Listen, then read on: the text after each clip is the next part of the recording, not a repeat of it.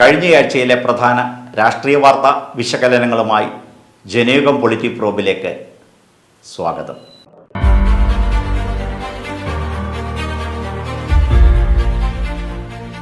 കോൺഗ്രസ് നേതാവ് രാഹുൽ ഗാന്ധി നയിക്കുന്ന ഭാരത് ജോഡോ ന്യായ് യാത്രയ്ക്ക് തുടക്കമായി.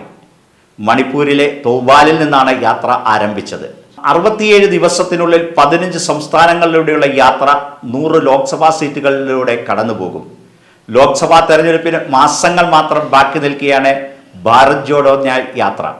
110 ജില്ലകളിലൂടെ 67 ദിവസങ്ങളിലായി കടന്നുപോകുന്ന യാത്ര 6700 കിലോമീറ്ററാണ് താണ്ടുന്നത്. വടക്കുകിഴക്കൻ സംസ്ഥാനമായ മണിപ്പൂരിൽ നിന്ന് ആരംഭിച്ച യാത്ര മാർച്ച് 20-ന് മഹാരാഷ്ട്രയിൽ സമാപിക്കും. രാഹുൽ ഗാന്ധി നയിക്കുന്ന യാത്ര പ്രത്യയശാസ്ത്രപരമാണെന്നും തിരഞ്ഞെടുപ്പ് ലക്ഷ്യം വെച്ചല്ലെന്നുമാണ് കോൺഗ്രസിന്റെ വാദം. മറിച്ച് 10 വർഷത്തെ നരേന്ദ്രമോദി സർക്കാരിന്റെ അന്യായത്തിനെതിരെയാണ് യാത്ര നടത്തുന്നതെന്നും കോൺഗ്രസ് പറയുന്നു. യാത്രയുടെ പ്രധാന ശ്രദ്ധാകേന്ദ്രം ഉത്തർപ്രദേശാണ്. ജാർഖണ്ഡിലും അസമിലും 8 ദിവസം നീണ്ടു നിൽക്കുന്ന യാത്ര മധ്യപ്രദേശിൽ 7 ദിവസം തുടരും. ഉത്തർപ്രദേശിൽ റായ്ബറേലിയിലും പ്രധാനമന്ത്രി നരേന്ദ്രമോദിയുടെ മണ്ഡലമായ വാരണാസിയിലും അമേഠി ഉൾപ്പെടെയുള്ള രാഷ്ട്രീയ സുപ്രധാന മേഖലകളിലൂടെ യാത്ര കടന്നുപോകും. ബീഹാറിലെ 7 ജില്ലകളിലും ജാർഖണ്ഡിലെ 13 ജില്ലകളിലും രാഹുൽ ഗാന്ധിയുടെ മാർച്ച് യഥാക്രമം 425 കിലോമീറ്ററും 804 കിലോമീറ്ററും പിന്നിടും. ഇംഫാലിലെ ഹപ്ത കാഞ്ചേബുങ്ങിൽ നിന്ന് ആരംഭിക്കാനാണ് നേരത്തെ പദ്ധതിയിട്ടിരുന്നത്. റാലി ആരംഭിക്കുന്നതിന് മുമ്പ് പങ്കെടുക്കുന്നവരുടെ പേരുകൾ മുൻകൂട്ടി നൽകണമെന്നും ഫ്ളാഗ് ഓഫിന് നിയന്ത്രിത എണ്ണം പ്രവർത്തകർ മാത്രമേ പങ്കെടുക്കാവൂ തുടങ്ങിയ ഉപാധികൾ മുന്നോട്ട് വെച്ചാണ് സർക്കാർ അനുമതി നൽകിയത്. രാഹുൽ ഗാന്ധി നയിക്കുന്ന ഭാരത് ജോഡോ ന്യായ് യാത്രയിൽ പങ്കെടുക്കില്ലെന്ന് സമാജ്വാദി അധ്യക്ഷനും UP മുൻ മുഖ്യമന്ത്രിയുമായ അഖിലേഷ് യാദവ് ന്യായ് യാത്രയിൽ പങ്കെടുക്കുന്നതിനെ കുറിച്ച് വാർത്താ സമ്മേളനത്തിൽ മാധ്യമങ്ങൾ ചോദിച്ചപ്പോഴാണ് BJPയോ കോൺഗ്രസോ അവരുടെ പരിപാടികളിലേക്ക് തന്നെ വിളിച്ചിട്ടില്ലെന്ന് അഖിലേഷ് പറഞ്ഞത്. രാഹുൽ ഗാന്ധി നയിക്കുന്ന ഭാരത് ജോഡോ ന്യായ് യാത്രയിൽ ഇന്ത്യ സഖ്യകക്ഷിയായ തൃണമൂൽ കോൺഗ്രസ് പങ്കെടുക്കില്ല. സീറ്റ് പങ്കുവയ്ക്കുന്നതിൽ ധാരണയാകാതെ ന്യായ് യാത്രയുടെ ഭാഗമാകില്ലെന്ന് മുതിർന്ന തൃണമൂൽ നേതാവ് വ്യക്തമാക്കി.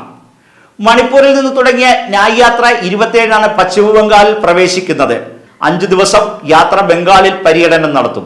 ഭാരത് ജോഡോ ന്യായ് യാത്രയിൽ പങ്കെടുക്കാൻ ക്ഷണിച്ചുകൊണ്ട് എല്ലാ സഖ്യകക്ഷി മേധാവികൾക്കും കോൺഗ്രസ് അധ്യക്ഷൻ മല്ലികാർജുന ഖാർഗെ കത്തെഴുതിയിരുന്നു.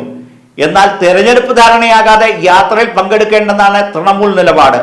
ബംഗാളിൽ തങ്ങളുടെ 2 ലോക്സഭാ സീറ്റ് കോൺഗ്രസിന് വിട്ടു നൽകാമെന്നാണ് തൃണമൂൽ അറിയിച്ചിരുന്നു. എന്നാൽ ഇത് കോൺഗ്രസ് അംഗീകരിക്കില്ല. 2019-ലെ തെരഞ്ഞെടുപ്പിൽ ബംഗാളിൽ ഇടതുപക്ഷവുമായി ധാരണയുണ്ടാക്കി മത്സരിച്ച കോൺഗ്രസ് 2 സീറ്റിൽ വിജയിക്കുകയും 5.67% വോട്ട് നേടുകയും ചെയ്തിരുന്നു. 6 സീറ്റെങ്കിലും വേണമെന്നാണ് കോൺഗ്രസിന്റെ നിലപാട്. എന്നാൽ അത്രയും സീറ്റുകളിൽ വിജയിക്കാനുള്ള ശേഷി കോൺഗ്രസിനില്ലെന്നാണ് തൃണമൂലിന്റെ വാദം. സീറ്റ് ചർച്ചകൾക്കായി കോൺഗ്രസ് നിയോഗിച്ച സമിതിയുമായി കൂടിക്കാഴ്ചയ്ക്കില്ലെന്നും ഇനി ഉന്നത നേതൃത്വവുമായി മാത്രമേ ചർച്ചയ്ക്കുള്ളൂവെന്നും തൃണമൂൽ അറിയിച്ചിരിക്കുന്നു.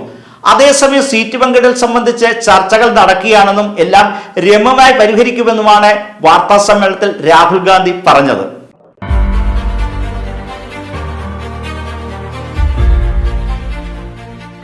ലോക്സഭാ തെരഞ്ഞെടുപ്പ് പടിവാതിൽക്കൽ വന്നു നിൽക്കെ കോൺഗ്രസ് ഹൈക്കമാൻഡിന്റെ നേതൃത്വത്തിൽ രൂപീകരിച്ച KPCC രാഷ്ട്രീയകാര്യ സമിതിയുടെ പേരിൽ തർക്കം രൂക്ഷമാകുകയാണ്.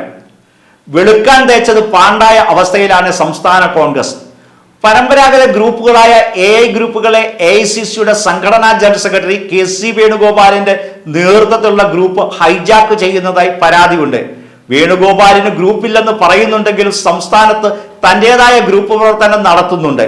പ്രതിപക്ഷ നേതാവ് VD സതീശൻ ഇപ്പോൾ ആ ഗ്രൂപ്പിലാണ്. സംസ്ഥാന നേതൃത്വം കൊടുത്ത പട്ടിക തള്ളിയാണ് ഹൈക്കമാൻഡ് പട്ടിക പുറത്തിറക്കിയത്.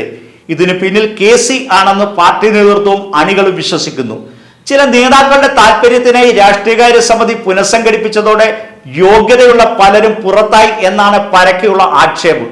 ലോക്സഭാ തെരഞ്ഞെടുപ്പിന് ശേഷം കേരളത്തിൽ കേന്ദ്രീകരിക്കാനുള്ള KC വേണുഗോപാലിന്റെ മുന്നൊരുക്കമായും പുതിയ നീക്കത്തെ കാണുന്നവരുണ്ട്.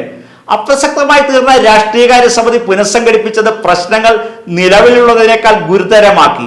മുൻ പ്രസിഡന്റുമാരായ VM സുധീരനും മുല്ലപ്പള്ളി രാമചന്ദ്രനും അടക്കമുള്ളവരെ തഴഞ്ഞുള്ള പട്ടികയാണ് KPCC നേതൃത്വം നൽകിയത്. എന്നാൽ ഈ പട്ടിക പുറത്തിറക്കിയപ്പോൾ അവർ ഇടം പിടിച്ചു. AI ഗ്രൂപ്പുകളെ പൂർണ്ണമായും തഴഞ്ഞുള്ളതാണ് പുതിയ ജംബോ കമ്മിറ്റി.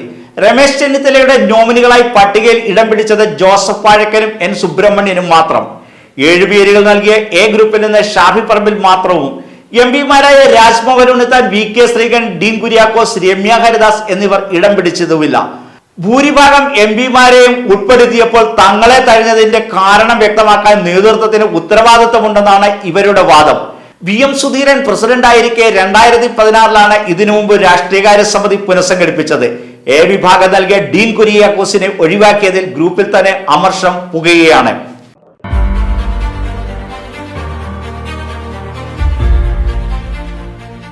ജനയുഗം പൊളിറ്റിക് പ്രോബിന്റെ മറ്റൊരധ്യായത്തിൽ വീണ്ടും കാണും വരെ നമസ്കാരം.